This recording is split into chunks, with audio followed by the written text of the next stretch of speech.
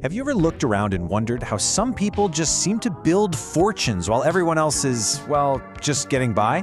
Today, we're going to pull back the curtain and demystify how wealth is really created. We'll break down the mindsets, the habits, and the strategies that truly separate the wealthy, drawing from some of the sharpest investors and thinkers out there.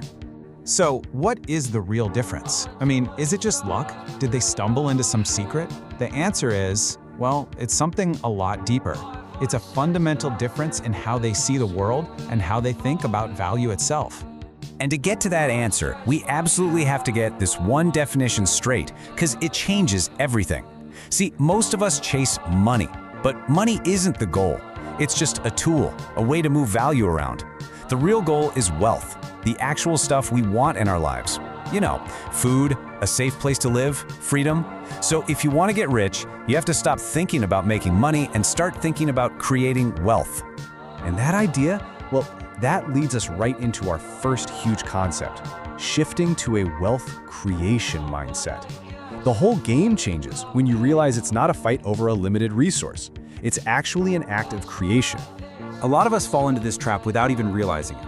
It's called the pie fallacy. It's this deep-seated idea that for one person to get richer, someone else has to get poorer. It frames the whole world like a zero-sum game, where we're all just fighting over a few slices of a pie that never gets any bigger. But here's the thing, that's just flat out wrong. As the essayist Paul Graham points out, when you create something people want, whether that's a new app, a better way to build a house, or even just a great meal, you've created new value, new wealth. It didn't exist a minute ago.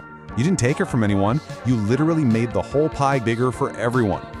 Okay, so changing your mindset is the first crucial step. But how do you turn that new way of thinking into, actual results?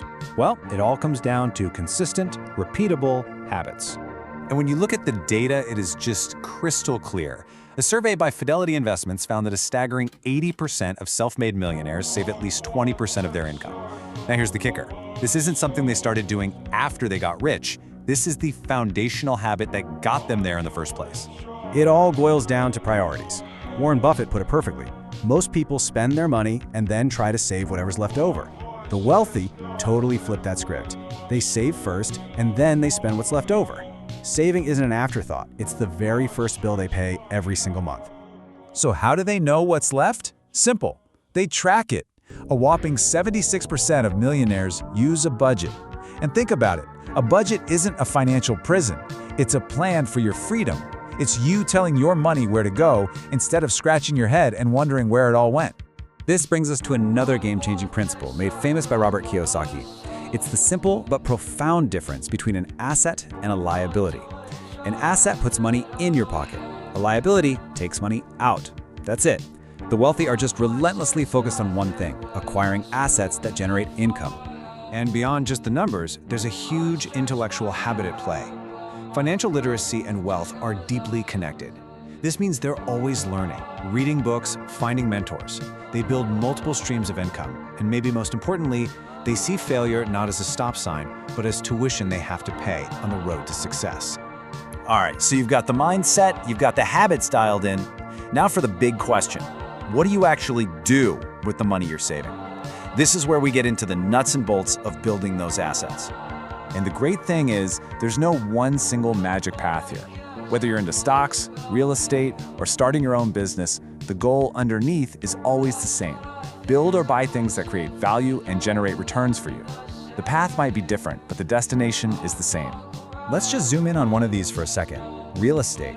A key strategy here is to actually think bigger than you think you can afford. This forces you to find better deals. The goal isn't necessarily a home run. It's about finding properties that produce steady, reliable income, and finding a mentor who can show you the deals that everybody else is missing. Okay, this next part.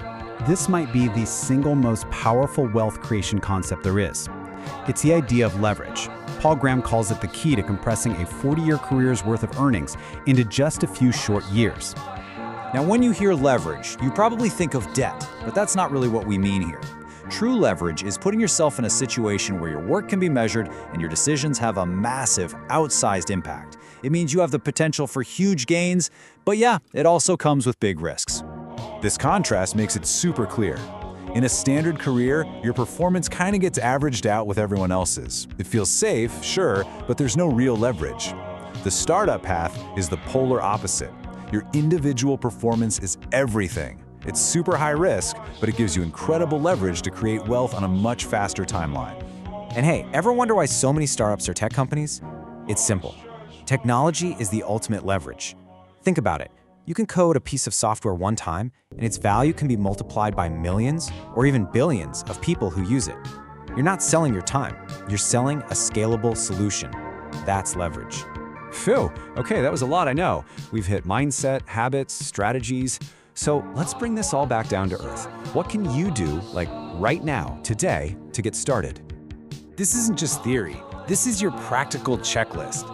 Set up an automatic transfer for 15 to 20% of your income into an investment account. Track where your money is going. Read just one book on this stuff this month. Think about a side gig. And please, attack any high-interest debt you have. It's like trying to swim with an anchor tied to your leg. You have to cut that rope. So in the end, when you strip it all away, the principles of creating wealth, they're not really secrets at all, are they? They're all about one fundamental shift, from consuming to creating, from spending to owning. The knowledge is all out there. So the only real question left is, what wealth will you create?